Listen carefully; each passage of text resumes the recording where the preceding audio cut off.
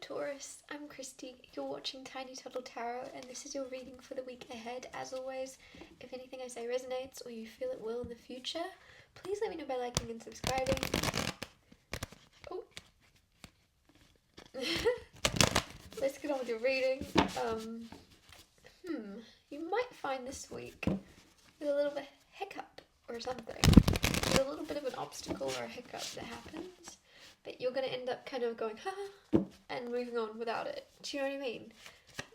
Like, oh, that's not ideal, and then it happens and you go, oh, actually that's a funny story. Like, you'll be happy about it afterwards. The Magician. You're also like very conscious of what you're manifesting this week. So that's, people say you're a very powerful manifester this week, or they'll be like, where the stars are at in your chart is the perfect time to manifest.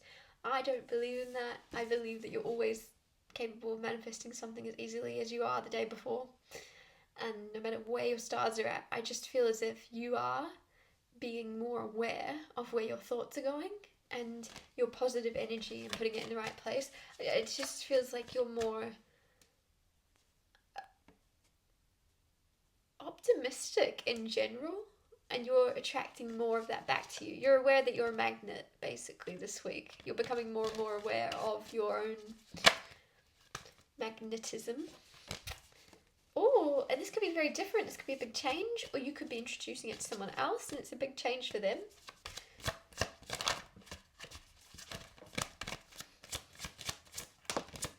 Queen of Pentacles, there you go. It could be your mum. Queen of Pentacles, very motherly energy sometimes, but there's a feeling of this lady, could even be you, like, there's a rebirth energy here with you and a mother or a grandparent, but it's very maternal feelings.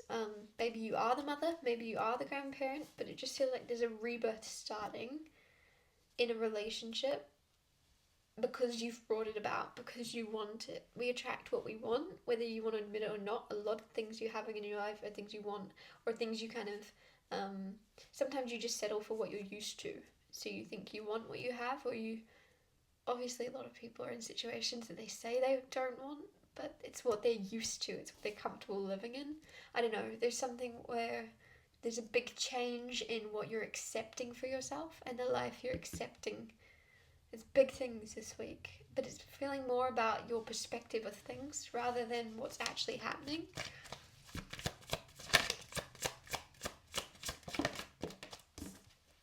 Ace of Swords, Page of Cups. There's a surprise communication. Ace of Swords is clarity, and it's a message coming in. I'm getting like a new message, or it's from someone, like a new chain of messaging, if that makes sense. So it's not someone you already have like a chat line with. It's not someone you already have an email chain with. It's like a fresh start. It's a fresh message. It's a fresh, which is a weird thing to say. It could even be a phone call, but it's popping up out of the blue because you've got the Page of Cups. Page of Cups, surprise, unexpected. It's very nice. Sometimes it's an apology, but with the Ace of Swords, it's clarity at the same time, and it's new. So if you used to text someone, you're from now on, it's like you're always going to call them. And if you always called someone, suddenly you're starting an email chain, or you're like, let's FaceTime instead. There's something where you're doing something different. It's a fresh start. And there's apology attached to it, or at least feelings of sorrow for some reason. Of like, oh, I'm sorry. Like, for things not being communicated better in the past. I don't know why I'm getting, I'm sorry it wasn't obvious. Someone's going to say that to you. I'm sorry it wasn't obvious. King of Swords, Five of Pentacles. King of Swords, that's amazing. You just got the Ace of Swords, Page of Cups, King of Swords. So someone actually is very good at communicating when they want to be, because he knows when to speak and when not to speak, but he always has the right thing to say for any situation. It's one of those people that just have a silver tongue. They could even be a writer. They just know what to say.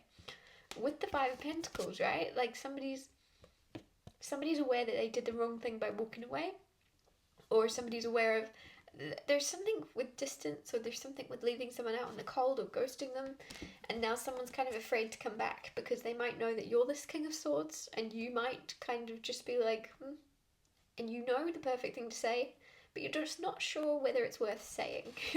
I feel like there's a bit of nervousness from someone about what you'll say back if they reach out. This could be a past friend, this could be a past lover, I don't know, but could be an old family member. But I just feel like somebody's nervous about whether or not you'll reply, and if you do reply, what you'll say. I don't know. Strength card. Oh. Can you hear my voice shaking? Like, that wasn't me, I'm calm. I was like, strength card. Ooh, like nerves. Even though it's a strength card, someone might be putting on a very brave face and they seem very strong, but they're actually like very nervous and you wouldn't know it. What else is going on for Taurus this week? Oh, can't shuffle your cards today. That's better. The world, new cycle, old cycle wrapping up, new cycle beginning. Ooh. I'm getting that song come through. It's like it's a new dawn, it's a new day, it's a new life, and I'm feeling good. And that's what this feels like. There's a fresh energy. I feel like I've said that 100 times actually now. I'm looking at the Ace of Swords. I said there's a fresh communication, fresh start in something, and it's a lot calmer. A lot calmer. You and someone else actually may have even had your swords up. But it's not like the Queen of Swords. When the Queen of Swords has her sword up, I feel like she uses it a lot more, if that makes sense. She'll say what she wants to say and she'll cut your head off in a way. Whereas the King of Swords, he has it with him. He knows the right thing to say to upset you or to, not to upset you, but he knows the right thing to say to defend himself and others around him. He's just figuring out whether he should use it or not, right? There's a feeling here of you and someone else both standing there with your swords there. Like, oh, I want to say this, but maybe I shouldn't. Oh, I want to say this, but maybe I shouldn't. This is me holding my sword, by the way. Yeah, it's like, you want to say something, but then you know you shouldn't, or you don't know where it's going to go. And as I'm saying that about you holding your sword up, look at that. Like the Ace of Swords. Both of you have what you want to say ready. It's just like neither of you are saying it. But then that cycle's closing and there's a new cycle beginning. What else is going on?